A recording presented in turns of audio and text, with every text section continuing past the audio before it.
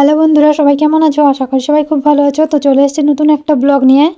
আর আমরা দীঘাতে গেছিলাম, তো তোমরা সবাই জানো। তো আমরা দীঘাতে ছিলাম 3 দিন। তো এটা হচ্ছে তার পরের দিনের ব্লগ। তো সকালে উঠেই দেখো বাচ্চারা শুরু করে দিয়েছে খাওয়ার জন্য। তাকে ঘুম থেকে উঠলেই কিছু না কিছু খেতে দিতেই হয়। আর এদিকে দেখো কান্না করছে বলে ওর মাকে কিভাবে মারছে। তারপর দেখো আমরা ফ্রেশ হয়ে বেরিয়ে পড়েছিলাম মোহনার দিকে। আর মোহনাতে পৌঁছে আমরা একটা চশমার দোকানে দাঁড়িয়েছিলাম সানগ্লাস নেবো বলে। তো সেখানে দেখো আমরা সানগ্লাস নিয়ে নিয়েছি, আর আমি এই সানগ্লাসটা নিয়েছি আনতে মোহনার দিকে। তো ওখানে দেখো দিদি জামাইবাবু ফটো তুলছে আর আমার হাজবেন্ড ফটো তুলে দিচ্ছে।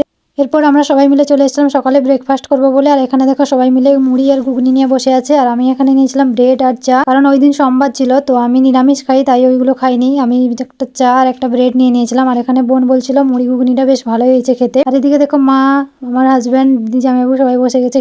এরপর খাওয়া দাওয়া কমপ্লিট করে আমরা বেরিয়ে চলে এসেছিলাম চন্দনেশ্বর মন্দিরের দিকে। তো দেখো এখানে পৌঁছে দেখছি কত লম্বা লাইন দিয়ে লোক দাঁড়িয়ে আছে পুজো করার জন্য, কারণ আমরা যেহেতু খেয়ে গেছিলাম তাই পুজো দেওয়া হয়নি, তাই দূর থেকে প্রণাম করে নিয়েছি। আর এই যে দেখতেই পাচ্ছ পুকুরটা, ওখানে একটু জল ছুঁয়ে নিয়েছিলাম আমি, বোন, মা। তারপর বাইরে চলে এসেছিলাম। আর বাইরে দেখো কত রকমের দোকানও বসেছে, দেখতেই পারছো দোকানগুলোতে সব ঠাকুরের জিনিস আর প্রদীপও এইসব আর কি।